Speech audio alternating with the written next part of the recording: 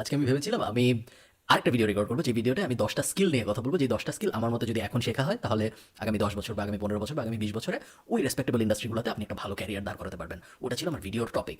But তারপর আমি যখন ভাবা শুরু করলাম, আমি ভাবছিলাম যে কোন 10টা স্কিল নিয়ে কথা বলবো। এটা নিয়ে আমি যখন চিন্তা ভাবনা করা শুরু করলাম, তখন আমার মনে হলো যে যদি আমি ভিডিওটা পাবলিশ করি, সাথে সাথে যেটা হবে, কমেন্টে মানুষ বলবে যে খুব ভালো কথা, আপনি 10টা স্কিলের নাম বলছেন, খুব ভালো কাজ করছেন, মহৎ কাজ করছেন, এখন আমাকে বলেন কেমনে আসলে শিখবো। তো তখন আমার হলো যে এখন তো আমি জনে জনের কমেন্টে যা বলতে পারবো না যে এই স্কিল আপনি এমনে শিখেন, ওই স্কিল আপনি অমনে শিখেন, এটা শেখার জন্য এই করা উচিত, ওটা শেখার জন্য ওই করা উচিত, জনে জনে যে বলা সম্ভব না। এই কারণে আমার মনে হলো যে ওই ভিডিওটা একটু পিছিয়ে দিই, ওই ভিডিওটা পরের সপ্তাহে পাবলিশ করি। এই সপ্তাহে আমরা হাউ টু লার্ন এনিথিং এই ব্যাপারটা নিয়ে কথা বলার চেষ্টা করি। ব্যাপারটা অনেকটা মাছ ধরার গল্পের মতো, মনে আছে না যে আমরা বলতাম যে কাউকে কি মাছ ধরা শিখাবো নাকি বাসায় মাছ পাঠাবো, এবং তখন একজন বলতো যে বাসায় মাছ পাঠাও, আরেকজন বলতো যে না, বাসায় মাছ পাঠানোর দরকার নেই, তোকে যদি মাছ ধরা শিখা দাও তাহলে সারা জীবন তোমার আর তার বাসায় মাছ পাঠাইতে হবে না, একবার মাছ ধরা শিখাই দিলেই হয়। তো আজকের এই ভিডিওতে আমি বেসিক্যালি আপনাদের মাছ ধরা শেখানোর চেষ্টা করছি, এবং যদি আপনি একবার মাছ ধরা শিখে যান তাহলে ইভেনচুয়ালি আপনার আর মাছের কার কার কাছে মাছ আছে এটা নিয়ে চিন্তা ভাবনা করতে হবে না, কারণ আপনি নিজেই এখন মাছ ধরতে পারেন। So, কোনো কিছু শেখার না, এটা আচ্ছা, ভিডিওটার মেইন টপিকটা যে 5টা স্টেপের কথা বলবো আমি কোনো কিছু শেখার জন্য, তার আগে আমি একটা ব্যাপার বলে রাখি যে আপনারা অনেকেই হয়তো শুনছেন যে কোনো কিছু শেখার জন্য 10,000 ঘন্টা দিতে হয়, 10,000 আওয়ার্স। এটা খুব পপুলার একটা কনসেপ্ট যে 10,000 ঘন্টা না দিলে তুমি কোনো কিছু শিখতে পারবে না। এটি কিন্তু পুরোপুরি ভুল ধারণা, এবং এরকম ধারণা যদি আপনার ব্রেনে থাকে তাহলে অবচেতনভাবেই আপনার ব্রেন আপনাকে কোনো কিছু শিখতে উৎসাহ দিবে না। আপনার ব্রেন মনে মনে বলবে যে 10,000 ঘন্টা দিব একটা জিনিস শেখার জন্য। 10,000 ঘন্টা কিন্তু অনেক সময়। আপনি যদি একটা ফুল টাইম চাকরি করেন 9টা থেকে 5টা, তাহলে 5 বছর লাগে 10,000 ঘন্টা হইতে। 10,000 ঘন্টা বিশাল ব্যাপার, এবং আপনার ব্রেন তখন অবচেতনভাবে আপনাকে বোঝাবে যে না, এইসব জিনিস শেখার চেষ্টা করার দরকার নেই, বা 1 ঘন্টা আধা ঘন্টা চেষ্টা করার পর ব্রেন বলবে যে না, হচ্ছে না, থাক, না শিখি, অন্য কিছু শিখবো না, যেটা অনেক সহজ। এটার জন্য আপনার প্রথমেই বুঝতে হবে 10,000 ঘন্টার যে রুলটা, ওই রুলটা এক্সপার্ট হওয়ার জন্য। অ্যাকচুয়াল স্টেটমেন্ট যেটা, সেটা হলো if you want to be an expert in any field, তাহলে you will have to spend minimum 10,000 ঘন্টা learning that skill. So expert হওয়ার জন্য। কিন্তু আপনি যদি একটু চিন্তা করেন, এইখানে মনে করেন আমি কিছুই জানি না, এইখানে মনে করেন এক্সপার্ট, মাঝখানে আমার আরেকটা হাত থাকলে ভালো হইতো, মাঝখানে 10,000 ঘন্টা, ঠিক আছে? সো আমি কিছুই জানি না, আমি এক্সপার্ট, মাঝখানে 10,000 ঘন্টা। এখন আপনি চিন্তা করেন যে আমি যখন শেখা শুরু করব, তখন আস্তে আস্তে কিন্তু আমি কিছু জানি না থেকে অল্প একটু জানি, আরেকটু জানি, মাঝামাঝি অনেক কিছু জানি, এক্সপার্টের কাছাকাছি চলে আসছি, অলমোস্ট এক্সপার্ট, তারপর ইভেনচুয়ালি যে আমি এক্সপার্ট হবো। সো এমন, এটা কিন্তু জিরো সাম গেম না যে আমি হয় কিছু জানি না অথবা আমি একটা ব্যাপারে এক্সপার্ট। অনেক মানুষ আছে যারা এক্সপার্ট না, আবার কিছু জানে না এমনও না, তারা ওয়ার্কিং নলেজ আছে, তারা মোটামুটি জানে এবং ক্যারিয়ার তাদের খুব ভালো। সবার তো সব ফিল্ডে এক্সপার্ট হইতে হয় না ক্যারিয়ার খুব ভালো করার জন্য। আবার এমন অনেক স্কিল আছে যেখানে আপনার এক্সপার্ট হওয়ার দরকারও নাই। আমি গিটার বাজাইতে পারি, আমি কি একদম কিছুই জানি না গিটারের ব্যাপারে? না, তা না, আমি কিছু কিছু জানি। আমি কি আয়ুব বাচ্চু? আমি আয়ুব বাচ্চুও না, আমি মোটামুটিভাবে এই জায়গায়, এবং আমার তাতে খুব কাজ চলে যাচ্ছে। আমি মেয়েদের ইমপ্রেস করার চেষ্টা করতে পারতেছি, আমার যখন গান গাইতে ইচ্ছা করতেছে, গান বাজাতে ইচ্ছা করতেছে, আমি তা পারতেছি। আমার যখন ফ্রিল্যান্সিং শিখতে ইচ্ছা করতেছে, যেহেতু ফ্রিল্যান্সিং শেখার জন্য গিটার খুব গুরুত্বপূর্ণ, তো ওটাও করতে পারতেছি। মোট কথা হলো আপনি আপনার ব্রেনকে বোঝাবেন যে ভাই আমি কিছুই জানি না, কোনো সমস্যা নেই, আমি 0 আওয়ারে আসি, আমার 10,000 আওয়ারে যাইতে হবে না এখন, আমি 0 আওয়ার থেকে 20 আওয়ারে আসি, 20 আওয়ার থেকে 40 আওয়ারে আসি, 40 আওয়ার থেকে 50 আওয়ারে আসি, 50 আওয়ারে আসলেই মোটামুটিভাবে ধরে নেওয়া যায় আপনি ওই ব্যাপারে এনাফ জানেন যা থেকে আপনি আয় রোজগার করা শুরু করে ফেলতে পারবেন। এবং যখন আপনি আয় রোজগার করা শুরু করবেন, তখন আপনার ক্যারিয়ার দাঁড়ায় যাবে, কিন্তু আপনি কিন্তু আগাইতে থাকবেন। আপনি যখন আয় করতে থাকবেন, বিভিন্ন প্রজেক্টে কাজ করতে থাকবেন, আপনি কিন্তু শিখতে থাকবেন, এবং ইভেনচুয়ালি আপনি 10,000 আওয়ার যখন হিট করবেন, তখন আপনার ক্যারিয়ারও খুব স্ট্রং, প্লাস আপনি ওই ব্যাপারে এক্সপার্টও। এমন না যে আমি 10,000 আওয়ার হিট করবো তারপরে যে আমি আয় করা শুরু করবো, তারপরে যে আমি ক্যারিয়ার নিয়ে চিন্তাভাবনা করা শুরু করবো, ওরকম না। ক্যারিয়ার নিয়ে চিন্তাভাবনা 50 আওয়ার, 60 আওয়ার, 100 আওয়ারের মধ্যে থেকেই শুরু হয়ে যেতে পারে। Okay, having that out of the way, চলেন আমরা 5টা জিনিস নিয়ে কথা বলি। যে 5টা স্টেপ যদি আপনি ফলো করতে পারেন, তাহলে আপনি মোটামুটিভাবে যে কোনো কিছু শিখে ফেলতে পারবেন দুনিয়ায়। কোনো কিছু শেখার জন্য আপনার তেমন কোনো কষ্ট হবে না যদি আপনি 5টা স্টেপ ফলো করেন প্রপারলি। প্রথম স্টেপটা হলো try to have a clear concept of what your learning and why your learning it. এটা খুব বেসিক একটা ব্যাপার, বাট এটা খুব ইম্পর্টেন্ট, বিকজ অনেক মানুষ কোনো একটা অদ্ভুত কারণে প্রপার রিজন খুঁজে পায় না যে কেন আমি একটা জিনিস শিখতেছি। আমাকে অনেকে বলে যে আমি ডিজিটাল মার্কেটিং শিখতে চাই, কারণ আপনি ডিজিটাল মার্কেটিং শিখছেন। আমাকে অনেকে বলে আমি গ্রাফিক ডিজাইন শিখতে চাই, কারণ আমার বন্ধুর বড় ভাই গ্রাফিক ডিজাইনার। ওগুলো কোনো ভালো লজিক না। কোনো কিছু শেখার জন্য আপনার প্রথমেই প্রপারলি বুঝতে হবে যে এই জিনিস কি।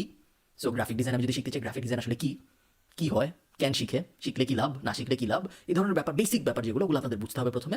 এবং এই বেসিক ব্যাপারগুলো বোঝার জন্য আমাদের যে খুব আকাশ কুসুম কাজ করে ফেলতে হবে তাও না। আমরা যদি গুগলে যে ওয়াই লার্ন ড্যাশ বা বেনিফিট অফ লার্নিং ড্যাশ বা হোয়াট ইজ ড্যাশ, এই ধরনের ব্যাপারগুলো সার্চ করা শুরু করি, তাহলে মোটামুটিভাবে গুগলের প্রথম 5 পেজ যদি আমরা ঝালাপালা করে ফেলি, এক পেজে 10টা রেজাল্ট থাকে, 5 পেজে 50টা রেজাল্ট থাকবে, ওই 50টা রেজাল্ট যদি আমরা ঝালাপালা করে ফেলি, তাহলে আমাদের ওই জিনিসটা কি এবং ওই জিনিসটা কেন শিখবো এই ব্যাপারে আর কোনো কোয়েশ্চেন থাকা উচিত না। আবার বলতেছি খুব বেসিক, কিন্তু এই বেসিক স্টেপটা ফিল আপ করা জরুরি, কারণ আমরা সচেতন মন প্লাস অবচেতন মন দুইটাকেই কনভিন্স করে রাখতে চাই যে আমরা যা শিখতে চাচ্ছি ওটা শিখলে আমাদের আসলে লাভ হবে।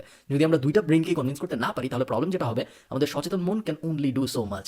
ইভেনচুয়ালি আমাদের অবচেতন মন ব্যাক ট্র্যাক করে বলবে যে না, শেখার দরকার নেই, না শেখার দরকার নেই, অন্য কিছু শিখবে, এটা অনেক কঠিন, এই বিষয়ে আমরা কাজ করতে চাই না। আমাদের ব্রেন কখনো ক্যালোরি খরচ করতে চায় না। আমাদের ব্রেন সবসময় সার্ভাইভাল মোডে থাকে এবং সার্ভাইভ করতে চায়। আপনারা যারা বইটার নাম আমার মনে পড়তেছে না। আপনারা যারা স্টোরি ব্র্যান্ড পড়েছেন তারা জানেন যে স্টোরি ব্র্যান্ডে খুব সুন্দর করে মিলার সম্ভবত রাইটারের নাম, উনি ব্যাখ্যা করার চেষ্টা করছে যে কীভাবে আমাদের ব্রেন সহজ মার্কেটিং মেসেজ ক্যাচ করে, বিকজ আমাদের ব্রেন খুব জটিল জিনিসপত্র নিয়ে চিন্তা করতে চায় না, কারণ ওগুলো নিয়ে চিন্তা করলে বেশি ক্যালোরি বার্ন হয়। সো আমরা অত ডিটেলে না যাই, বোঝার চেষ্টা করেন যে আপনি যা শিখতেছেন তা আপনি কেন শিখতেছেন এবং ওই জিনিসটা আসলে কী।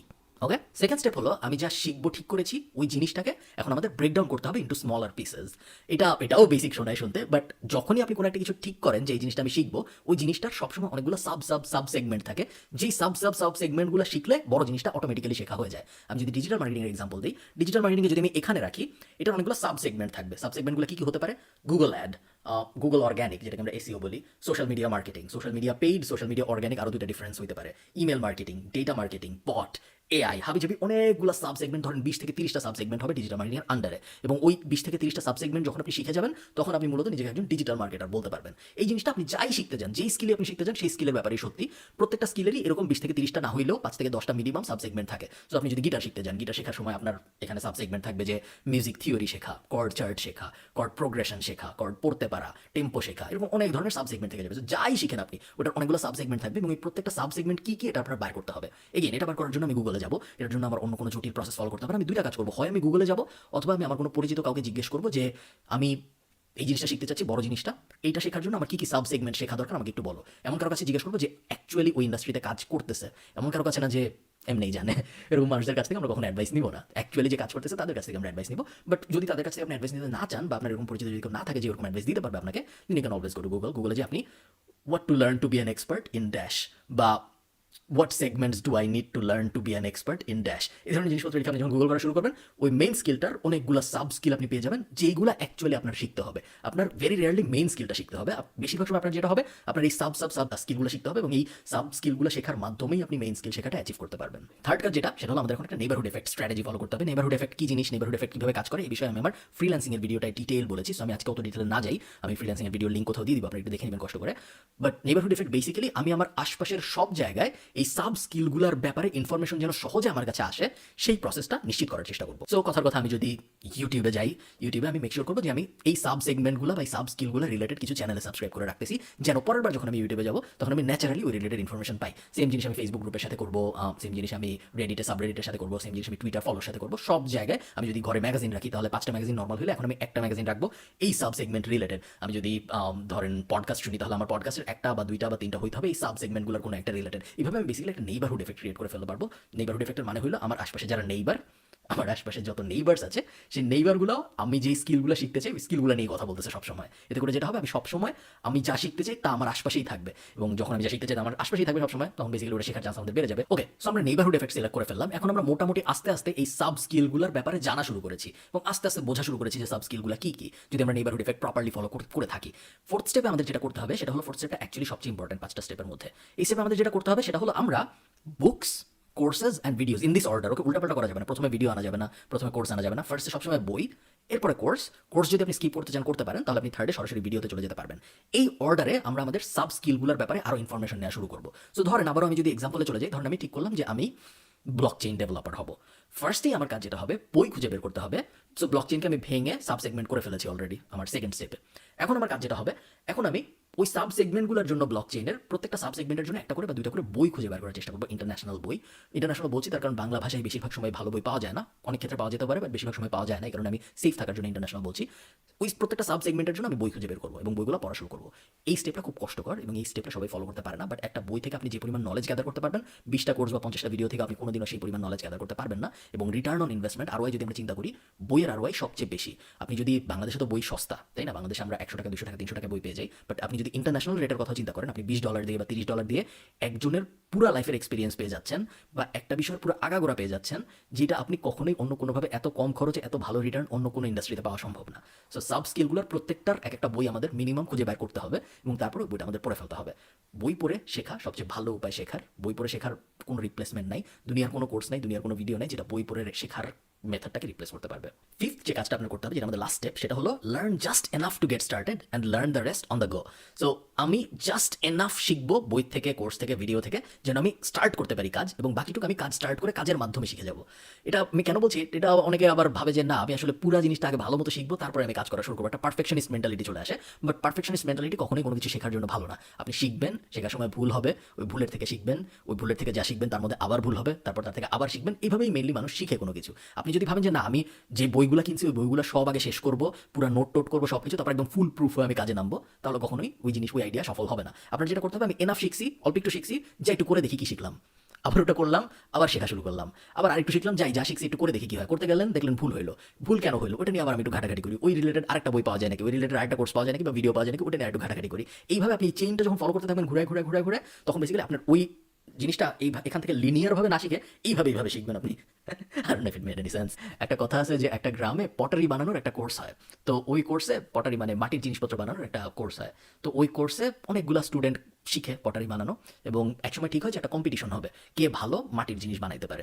দুই গ্রুপে ভাগ করা হয় শিক্ষার্থীদের। ভাগ করে এক গ্রুপকে বলা হয় তুমি 1 মাস ধরে একটা মাটির হাড়ি বানাবা, খুব সুন্দর করবা, কোনো সমস্যা নেই, 1 মাস ধরে তুমি একটা মাটির হাড়ির উপরেই কাজ করো। আরেকটা গ্রুপকে বলা হয় যে তুমি 1 মাস সময় পাবা, প্রত্যেকদিন একটা মাটির হাড়ি বানাবা, 30 দিনে 30টা মাটির হাড়ি বানাবা, তোমার 30 নাম্বারটা কেমন হয় এটার উপর বেস করে আমরা ডিসিশন নিব, তুমি জিতছো না অমুক জিতছে। এক গ্রুপ 30 দিন সময় পেয়েছে একটা মাটির হাড়ি বানানোর, আরেক গ্রুপ 30 দিনে 30টা মাটির হাড়ি বানিয়েছে, বাট তাদেরকে জাজ করা হবে লাস্টের মাটির হাড়িটার উপরে। ইনএভিটেবলি প্রত্যেকবারই দেখা যায় যে যেই গ্রুপটা 30টা বানিয়েছে ওরাই সবসময় জিতে। যে 30 দিন ধরে একটা মাটির হাড়ির উপরে কাজ করেছে সে কখনো জিতে না, তার মাটির হাড়ি কখনোই 30 দিন যে 30টা বানিয়েছে তার মতো সুন্দর হয় না। তো এই গল্প আমি এই জন্য বলছি, তার কারণ কোনো কিছু করে শেখার মতো বেস্ট শেখার উপায় আর কোনো নাই পৃথিবীতে। আপনি যতই ভাবেন যে না আমি করে করে শিখবো না, আমি পড়ে শিখবো বা আমি দেখে শিখবো, তা কখনো হয় না। সবসময় করে করে শিখতে হয়, করে করে শেখাই বেস্ট উপায় শেখার জন্য। মনে রাখবেন যে কোনো কিছু শেখার ব্যারিয়ার কিন্তু সবসময় ইমোশনাল। আমি কোনো কিছু শিখতে পারবো নাকি পারবো না, এটা আসলে মেনলি আমার ব্রেইনের ইমোশনাল সাইড ডিসাইড করে। তার কারণ প্রথম যে 20 ঘন্টা বা প্রথম যে 25 ঘন্টা, ওই প্রথম 20-25 ঘন্টা আপনার নিজের ব্রেইন নিজেকে অনেক স্টুপিড ভাববে, নিজের ব্রেইন নিজেকে অনেক ডাম ভাববে। কারণ আমি যখন কোনো একটা কিছু শেখা শুরু করতেছি তখন আমি ওই ব্যাপারে কিছু জানি না। যেহেতু আমি কিছু জানি না এবং আমি শেখা শুরু করতেছি, আমার ব্রেইনকে আমি প্রত্যেকদিনই বলতেছি অবচেতন ভাবে যে ব্রেইন তুই এত গাধা কেন, তুই কিছু জানিস না কেন, তুই কিছু পারিস না কেন। এবং ব্রেইন ওই লোডটা নিতে চায় না। যেহেতু ব্রেইন ওই লোডটা নিতে চায় না, ইমোশনালি ব্রেইন চেষ্টা করে আপনাকে এই পুরো শেখার প্রসেস থেকে বাইরে নিয়ে যেতে। বাট যখনই আপনি ওই ফার্স্ট 20 ঘন্টা ফার্স্ট 30 ঘন্টা পার করে ফেলেন, তখন আস্তে আস্তে আপনি ওই ব্যাপারটা এনাফ গ্রাস্প পেয়ে যান যেন আপনার ব্রেইন আস্তে আস্তে ওই ব্যাপারটা মজা পাওয়া শুরু করে। এবং যখন ওই ফেসটা চলে আসে তখন বাকিটুক আর তেমন কোনো কষ্ট হয় না। ফার্স্ট 20 ঘন্টা বা ফার্স্ট 30 ঘন্টা সবচেয়ে কষ্টের হয়। এবং আরেকটা ব্যাপার হলো fear is the biggest disadvantage যখন আপনি কোনো কিছু শিখতে যাচ্ছেন। আমরা যখন বাচ্চাদের হাতে মোবাইল দিই, আপনি চিন্তা করেন আপনার যে ছোট ভাই বোন আত্মীয় স্বজন যে আছে, ছোট মনে করেন 5 বছরের কম যার বয়স, তার হাতে আপনি আজকে একটা মোবাইল দেন, সে আগামী 24 ঘন্টার মধ্যে 48 ঘন্টার মধ্যে মোবাইলের কোথায় গেম আছে, গেম কিভাবে খেলতে হয়, গেম খেললে কি হয়, বা ইউটিউবে ঢুকতে কিভাবে হয়, ইউটিউবের ভিতরে ভিডিও সার্চ দিয়ে কিভাবে বের করতে হয়, সবকিছু বের করে ফেলতে তার 24 থেকে 48 ঘন্টার বেশি লাগবে না। অন দ্য আদার হ্যান্ড, আপনি যদি আপনার দাদাকে বা নানাকে দেন, সে তো পুরো জীবন দেখছে, সে পড়াশোনা করছে, সে 80 বছর 70 বছর 60 বছর যতদিন আপনার দাদা নানার বয়স, সে পুরো লাইফ এক্সপিরিয়েন্স পাইছে, কিন্তু তার ওই মোবাইলটা শিখতে, মোবাইলটা অপারেট করতে পারতে অনেক বেশি কষ্ট হচ্ছে। তার কারণটা কি, সমস্যাটা কি? এই 5 বছরের বাচ্চার তো কোনোভাবেই আমার 60 বছরের দাদার থেকে বেশি বুদ্ধি হওয়ার কথা না। 5 বছরের বাচ্চা তো একটা গাধা হওয়ার কথা। 5 বছরের বাচ্চা জানেই বাকি, তাই না? তারপরেও 5 বছরের বাচ্চা কেন ইউটিউবে ঢুকে যেতে পারতেছে, গেম ওপেন করে ফেলতে পারতেছে, যেটা 60 বছরের লোকটা পারতেছে না? লজিকটা কি এর পিছনে? লজিকটা হলো 60 বছরের মানুষটা পুরো লাইফ লিড করেছে, পুরো লাইফের এক্সপিরিয়েন্স পেয়েছে। একই সাথে 60 বছরের মানুষটার মনের মধ্যে ভয় বেশি। 60 বছরের মানুষটা কখনো মোবাইল যখন তার হাতে যায় তখন সে আবল তাবল জায়গায় ক্লিক করতে চায় না, কারণ তার মনে হয় যে যদি আমি আবল তাবল কোনো জায়গায় ক্লিক করে ফেলি তাহলে মোবাইলটা নষ্ট হয়ে যেতে পারে, বা আবল তাবল জায়গায় ক্লিক করলে হয়তো কোনো একটা ঝামেলা হয়ে যাবে। 5 বছরের যে বাচ্চা, ঝামেলা যে হইতে পারে এটার তার কোনো ধারণাই নেই, এবং এই কারণে সে সব জায়গায় ক্লিক করতেছে, এটা ক্লিক করতেছে, দেখতেছে এটা হচ্ছে, তারপর তার ব্রেইন বুঝে যাচ্ছে এটা ক্লিক করলে ওটা হয়।